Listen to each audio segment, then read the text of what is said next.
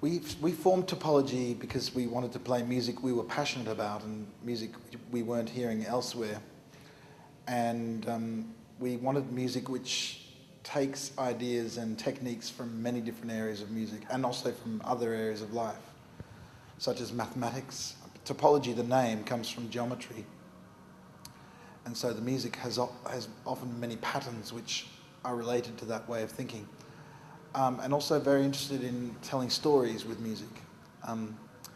So the most important thing about when we formed the group was, though, that we were friends and we knew each other, we knew that we could get along.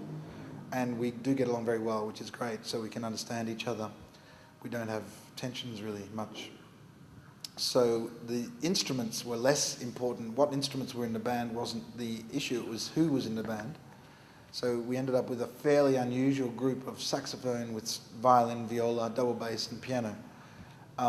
Because it's a fairly unusual group, there's not really much other music which is like this because of the instruments. So we formed our own music. We were very interested in music which has some elements of Western classical music, some elements of jazz, of independent rock music, and also many influences from all around the world, and from Indonesia actually, from say, you know, wayang kulit music, that's wayang kulit music, that sort of thing. But using the techniques in our own way. So we're very interested in exploring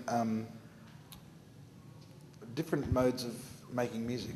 We also work together very often with musicians outside the group who may come from a very different background, such as comedy or jazz or techno, progressive rock, or Indian musicians or Aboriginal Australian musicians, and or maybe not from music, dance. And this we find is really good because it makes us think about who we are, and we have to stretch ourselves quite a lot.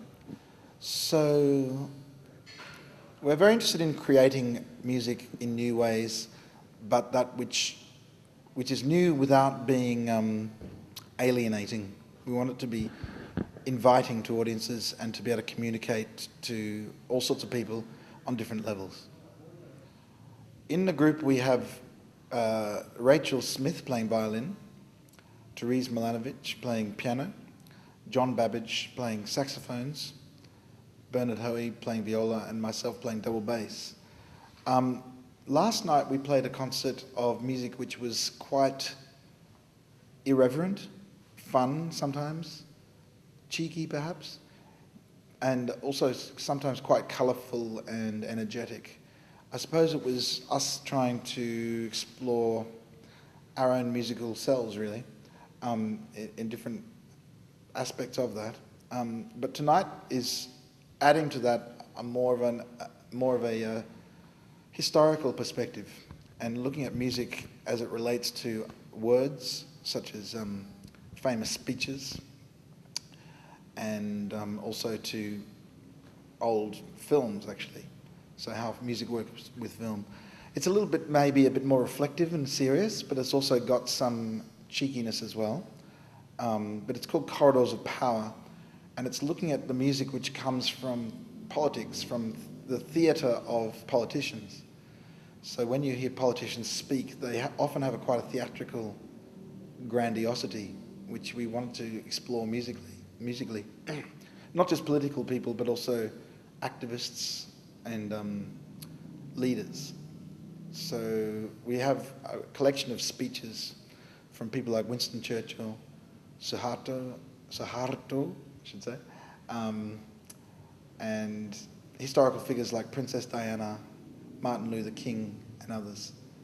And we're using their voice to generate the music, actually. I think it seems to be a real refuge, like an oasis of. It's a very calm and collaborative space, I think. It's world-class facilities, really high-quality equipment and space. Wonderful to play in, actually. It sounds really great. The lights are great. Everything's just really, really high standard, which is fantastic. And the people here are very open-minded and wanting to share their ideas, I think. So I think from my small impression, which has only been a few days, but having met a lot of the people here, and also having met some of them in Queensland and Australia as well, it seems that they're very pluralistic and open-minded, and I think that's a great place for the capital of Indonesia, which is such a pluralistic society. I think the arts reflect that quite a lot, don't they? Particularly in Jakarta, which has got people from all over Indonesia and also all over the world. And the sort of ideas that we like to explore, which is pluralistic in our music, I think you can find a very similar attitude here. Someone like Ubit, who's the keroncong singer, explores many different styles and is very, very curious and exploring, and I really love that about here. And yeah, I think it's a fantastic place. It seems like it's going to generate a lot of really creative ideas.